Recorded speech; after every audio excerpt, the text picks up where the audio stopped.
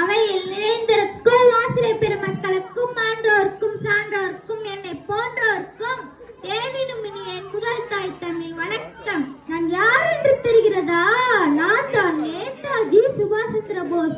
நான் இந்தியாவில் உள்ள ஒரு இடத்தில் 1897 ஆண்டு பிறந்தேன். நான் என் குடும்பத்தில் 9வது குழந்தை. நான் சிறு வயதிலே விவேகானந்த் போன்ற ஆன்மீகவாதிகளால் ஈர்க்கப்பட்டு ஆன்மீகப்பட்டுடையராக இருந்தேன். இந்தியா சுதந்திரம் பெற வேண்டும், அதற்கு ஒரே தீர்வு போர் மட்டுமே என்று கருத்தினேன். நாட்டின் விடுதலைக்காக ஆயுதம் வேண்டி போராடியவனும் நானே.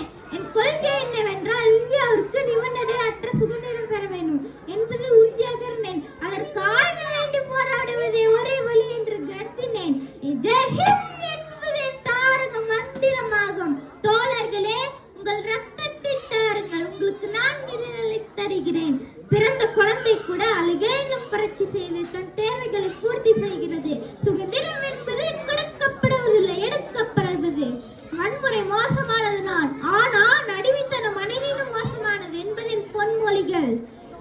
எனது போராட்டத்திற்கும் காந்தி தலைமையிலான அமைதி போராட்டத்திற்கும் கிடைத்த வெற்றி நான் நம் நாட்டு சுதந்திரம். நேதாஜி